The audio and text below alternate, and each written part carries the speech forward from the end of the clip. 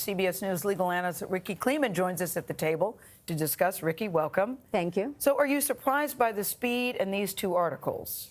I think it's faster than the speed of light. And I think that one of the reasons for that is that the conclusion was made by the Democrats that the abuse of power in and of itself represents a clear and present danger, to use their phrase, to the 2020 elections and to national security. So it had to be done now. They could not wait. There was talk of including obstruction of justice regarding the Mueller report, but that's not here.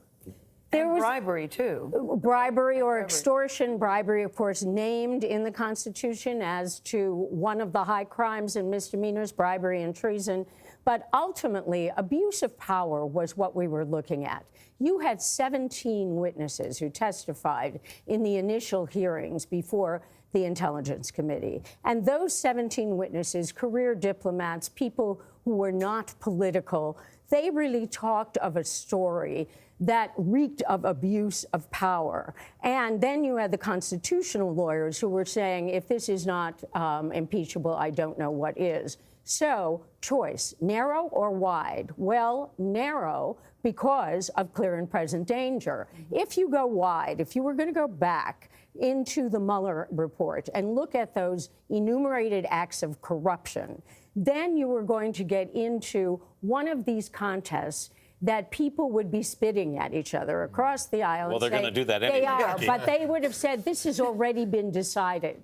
But this abuse of power and the obstruction of Congress, because Congress was not permitted to call witnesses and get documents from the key people, John Bolton, Mike Pompeo. But when you lay it out that way with the witnesses that were called, it sounds like the Democrats have a very strong case, but the Republicans see it, as you know, so very differently. Like, yes, nothing they to do. See here. Well, one of the things is, of course, the Democrats have a substantive case.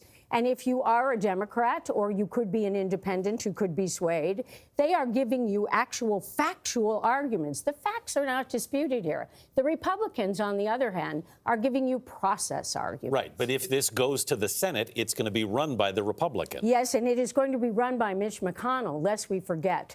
The power to impeach rests in the House. The trial of an impeachment rests in the Senate. Although John Roberts, the Chief Justice, gets to preside in the Senate, what will happen in the Senate will be up to Mitch McConnell.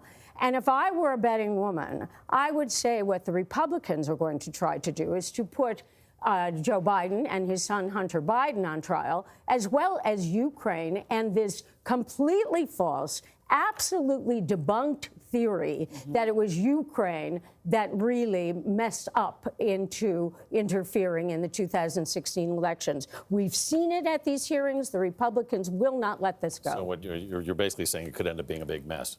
Or a circus. Yes, okay. Rikki Klieman, thank you. When the impeachment articles are revealed, we'll bring it to you on a CBS News special report beginning around 9 a.m. Eastern, 8 Central.